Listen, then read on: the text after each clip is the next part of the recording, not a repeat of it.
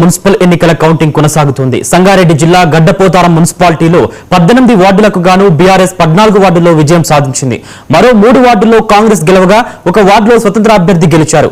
18 స్థానాలలో magic figure దాటడంతో BRS పీఠం దక్కించుకుంది. దీంతో గులాబీ శ్రేణులు సంబరాలు చేసుకుంటున్నాయి. ఇక ఇదే అంశానికి సంబంధించి మా ప్రతినిధి బసవరాజ్ మరింత సమాచారం అందిస్తారు. ప్రారంభమైంది. ఇప్పటికే దాదాపు 2 గంటల సమయం అయిపోయింది. దాదాపు ఇప్పటికే అభ్యర్థుల విజయం ఖరారైనట్టు తెలుస్తా ఉంది. దాదాపు సంగారెడ్డి జిల్లా గడ్డపోతారం మున్సిపల్లో బీఆర్ఎస్ కైవసం చేసుకుంది. మొదటిగా ఉమ్మడి మెదక్ జిల్లాలో బీఆర్ఎస్ కైవసం చేసుకున్నటువంటి గడ్డపోతారం మున్సిపాలిటీ 10 కౌన్సిలర్లతో గెలుపుకొని ఒకటి కాంగ్రెస్ విజయం సాధించింది. అలాగే మిగతా 10 బీఆర్ఎస్ విజయం సాధించి బీఆర్ఎస్ గడ్డపోతారం మున్సిపల్ కైవసం చేసుకుందని చెప్పవచ్చు. అలాగే సంగారెడ్డి జిల్లా ఆందోళనలో కాంగ్రెస్ అభ్యర్థులు ముందంజలో ఉన్నారు. ఆల్రెడీ 5 మంది అభ్యర్థులు కూడా గెలుస్తున్నట్టు తెలుస్తా ఉంది. మనకు అలాగే జైరాబాద్, సాహస్పేట్, సంగారెడ్డిలో కూడా కాంగ్రెస్ బీఆర్ఎస్ పోటాపోటీగా నడుస్తూ ఉన్నాయి. ఉమ్మడి మెదక్ జిల్లా వ్యాప్తంగా అయితే ఆ పోలింగ్ ప్రక్రియ జరిగినటువంటి నేపథ్యంలో ఈరోజు ఉదయం 8 గంటల నుంచి ఓట్ల లెక్కింపు అయితే ప్రారంభమవుతుంది.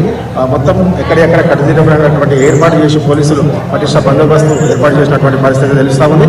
ఉమ్మడి జిల్లా వ్యాప్తంగా ఇప్పటికే దాదాపు 2 గంటల సమయం అయిపోయినటువంటి నేపథ్యంలో ఇప్పటికే పలువురు అభ్యర్థులు విజయం సాధించారు. విజయం సాధించిన అభ్యర్థులు అయితే ఆనందం వ్యక్తం చేస్తూ తేరితలు కొడుతూ బయటకైతే ఆశాభావం వ్యక్తం చేసుకుంటూ వెళ్ళిపోయారు. ఓడిన అభ్యర్థులు మాత్రం బాధలో ఉన్నటువంటి పరిస్థితి కనిపిస్తా ఉంది. ఉమ్మడి మెదక్ జిల్లా వ్యాప్తంగా చూస్తే ఇప్పటికి ఇంకా దాదాపు 2 గంటల సమయం పట్టే అవకాశం ఉంది. 2 గంటల తర్వాత కూడా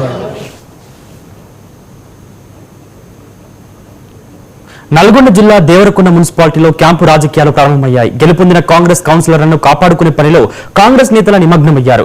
ఇందులో భాగంగా తమ చైర్మన్ అభ్యర్థులతో సహా కౌన్సిలర్లను ప్రైవేట్ ప్రాంతానికి తరలిస్తున్నట్లు తెలుస్తుంది. దేవరకొండ మున్సిపాలిటీ పరిధిలో మొత్తం 20 వార్డులు ఉండగా అందులో 11 వార్డులు కాంగ్రెస్ పార్టీ గెలుచుకుంది.